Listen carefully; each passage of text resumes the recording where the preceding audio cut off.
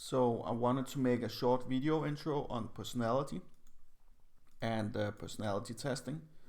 So I wanted to test out a lot of different personality tests online, all free personality tests, and then compare them and kind of judge them fast. Not look into how they are built, but just like judge them by how many questions they have, how they give you a result and stuff like that, how easy they are to take. And to do that, to review a lot of these personality tests, I do need to explain what personality is and how it functions and how these tests are developed.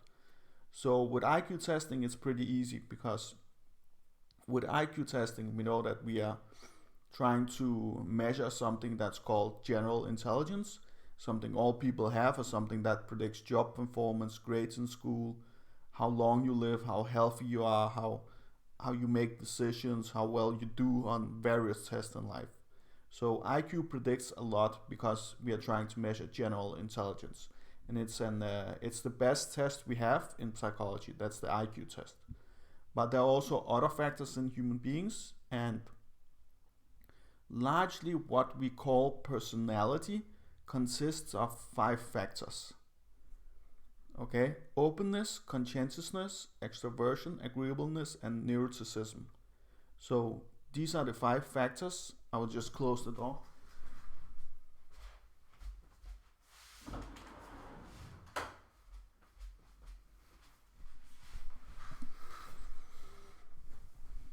These are the 5 factors that we think that all human beings have, and all groups in all over the world have. So this is universal for all human beings and something that has been created via evolution, and it's something we can structure new theories on. So new evolutionary theories on about how these traits develop, but we don't know that much about it yet.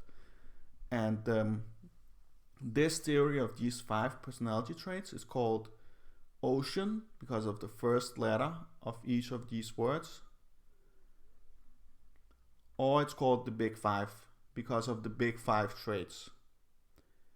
And before we had this theory, it was before the 80s, before the 90s.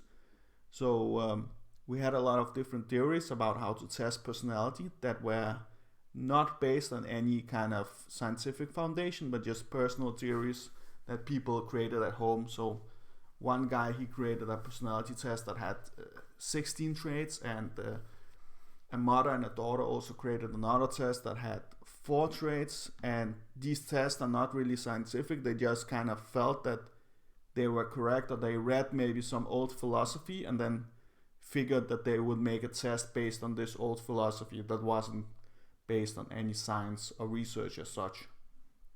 And this is why in the 60s and then up to the 80s, people starting to create a personality test that could test personality for sure. And it was done mostly via lexicons and using adjectives and then creating a factor analysis on these adjectives. So you would have a lot of people sitting in a room or at home or whatever. They would have a lot of these adjectives describing human beings: angry, sad,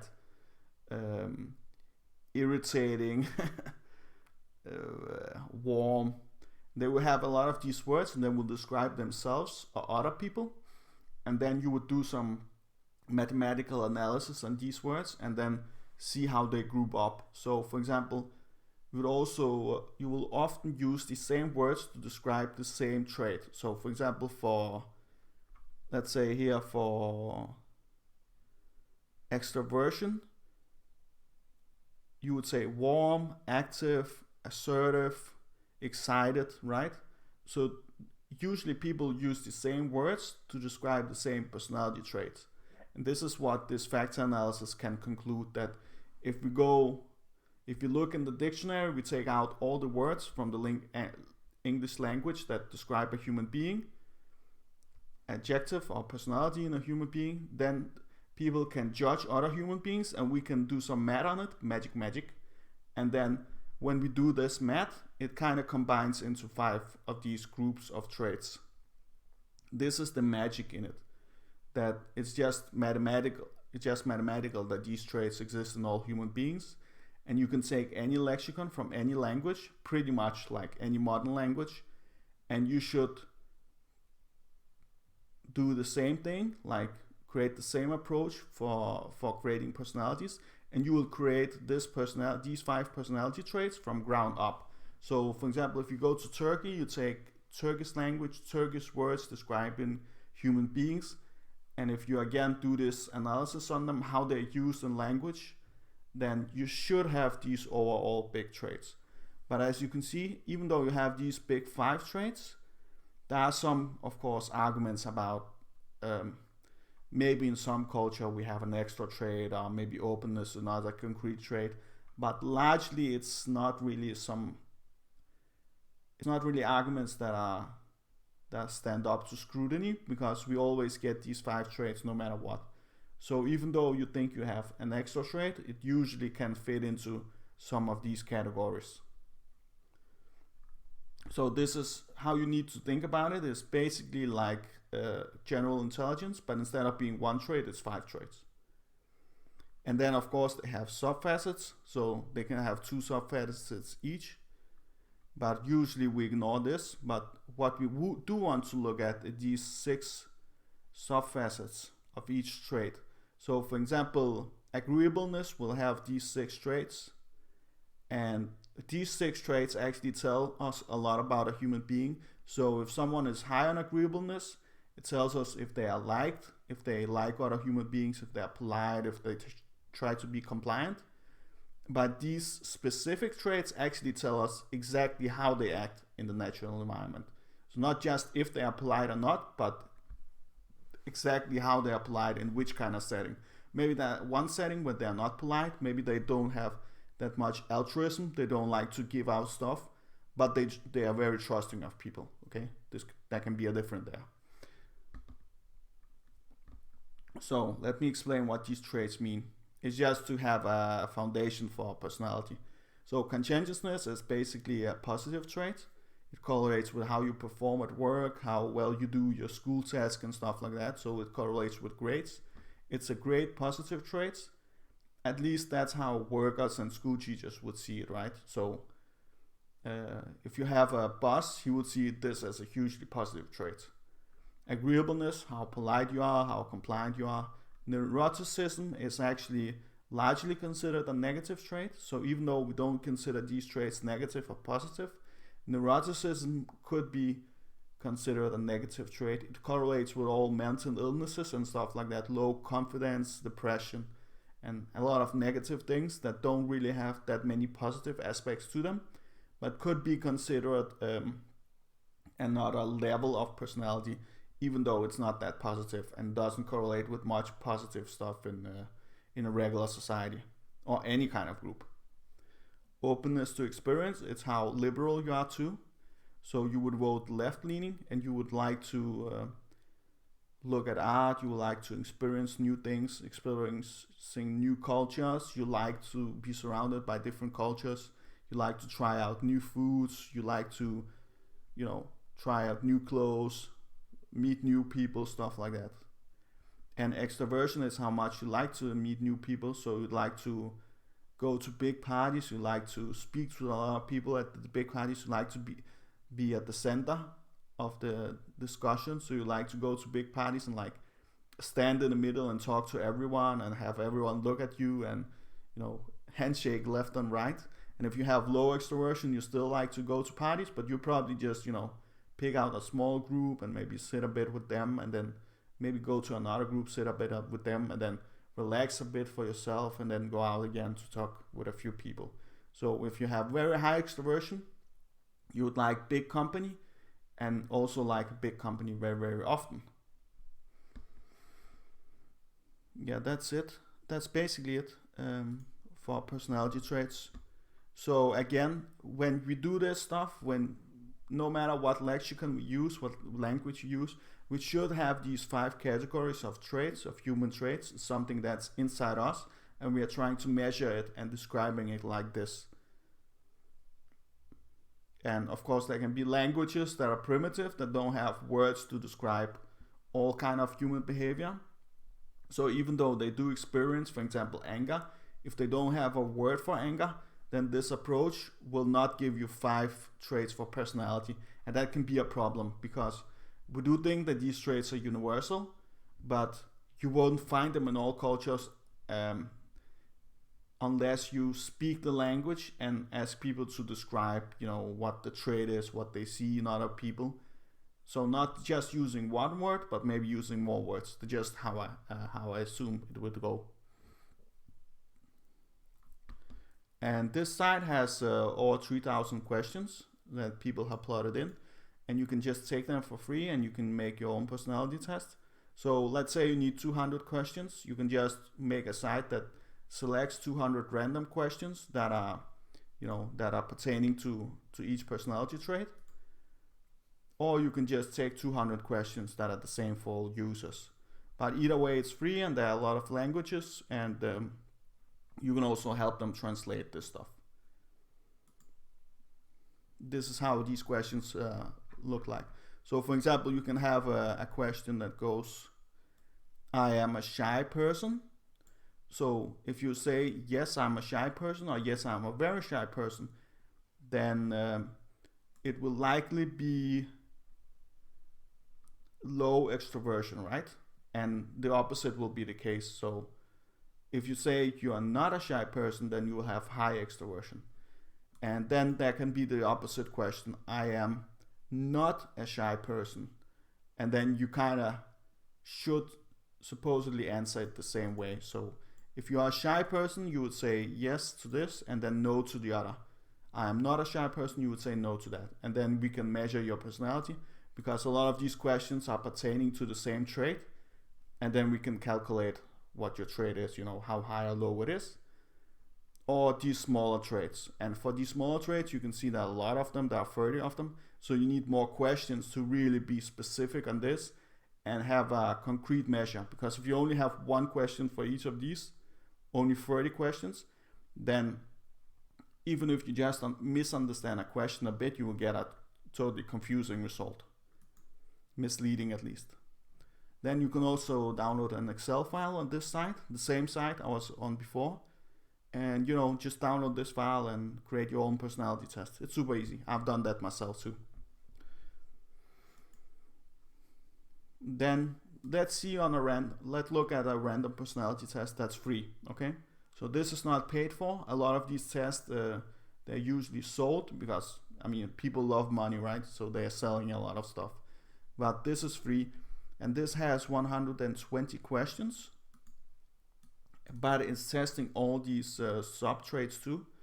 And this is what I don't like too much about this test, because if you want to test all of this, you probably need more than 4 questions on each of these traits, right?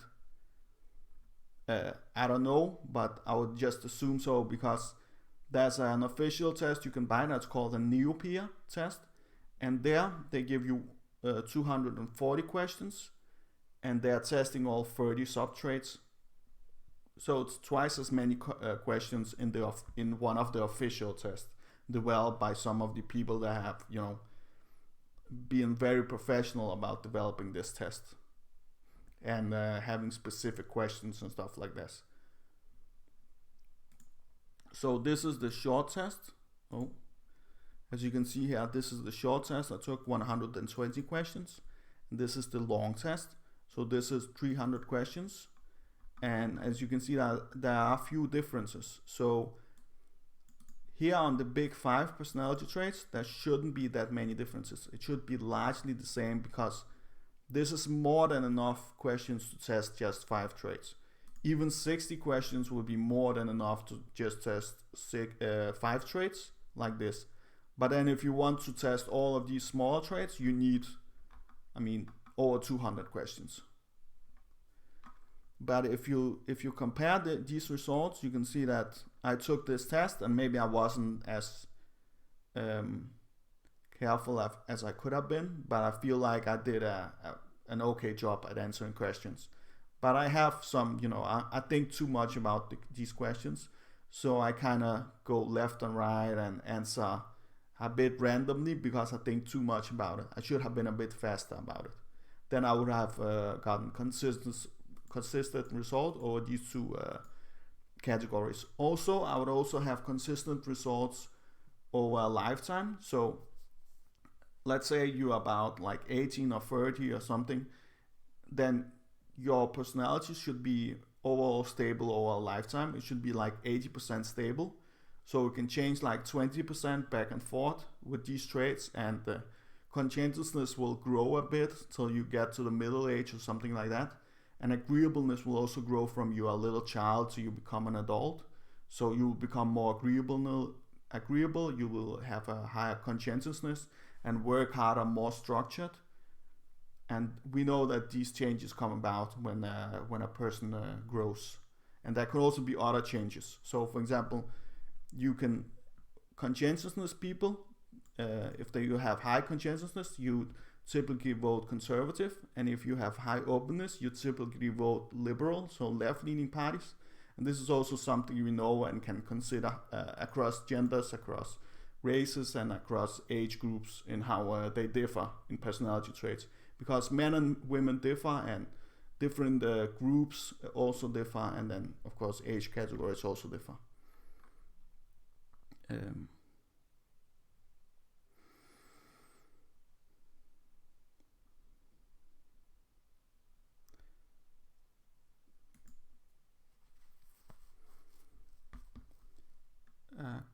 Can't remember what I was talking about.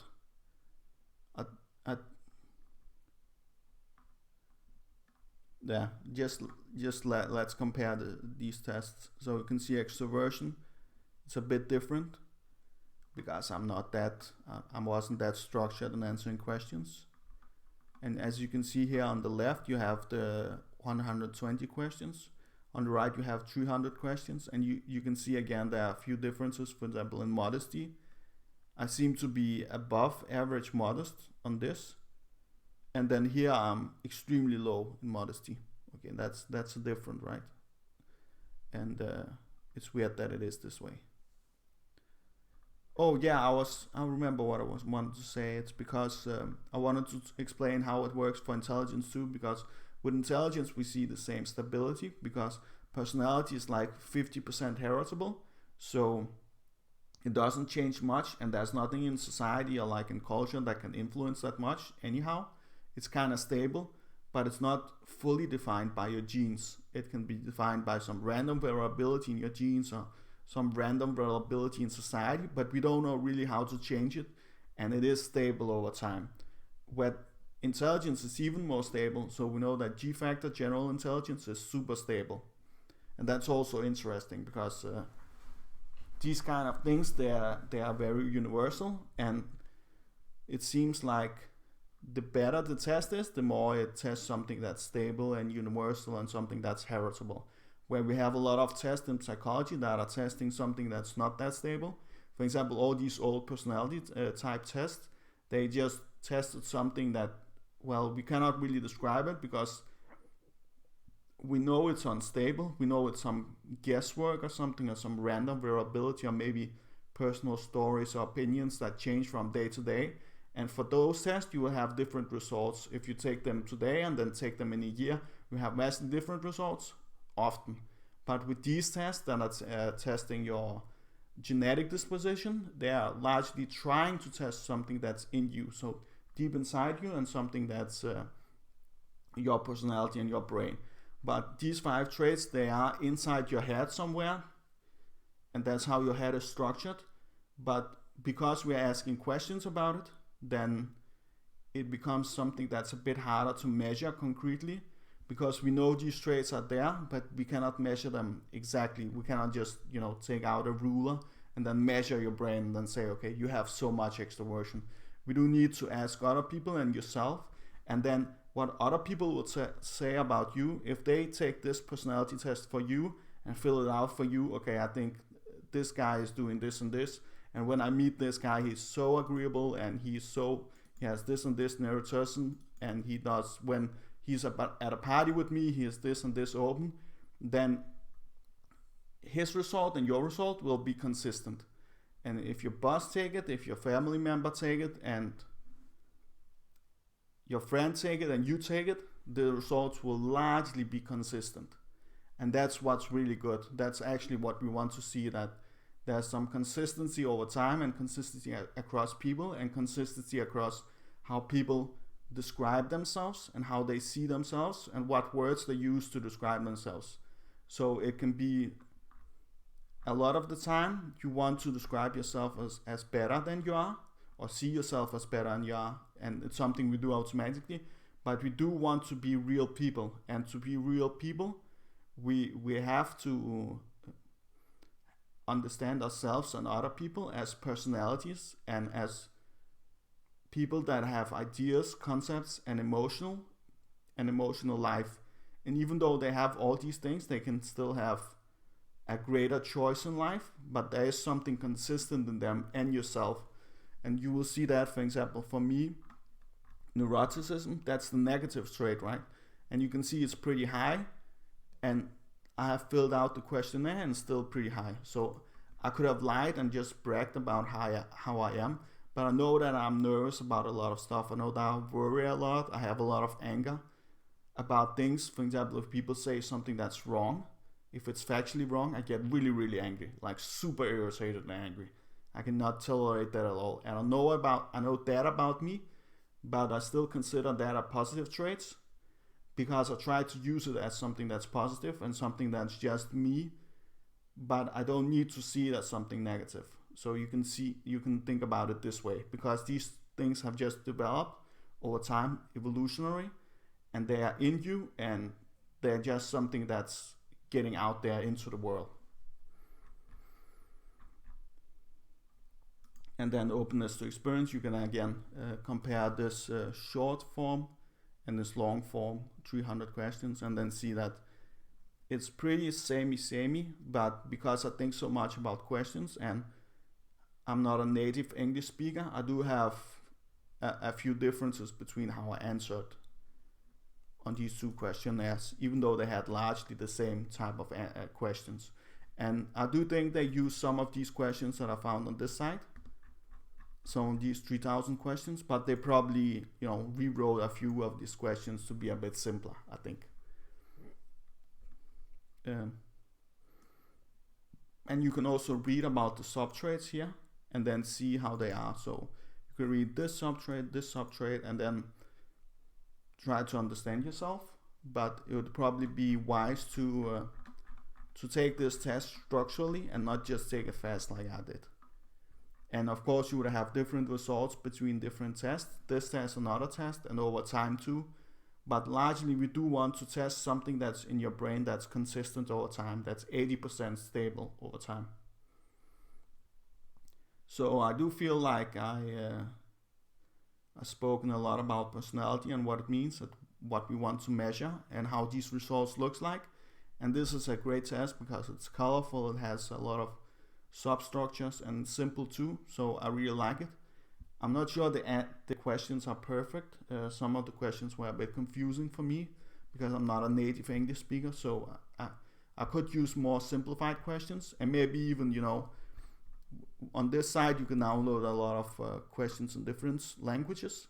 So if you want to build your own site with a Danish or Swedish test, you can do that. You can download questions here. So that could also be smart for me, to really see how stable my personality is. But this is fine for fun use or even a work environment, because this is basically the same as the test you can buy.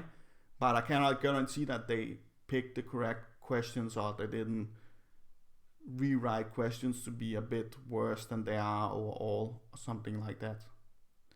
Something you could consider too. But overall I like this test, and I hope that this video was informative.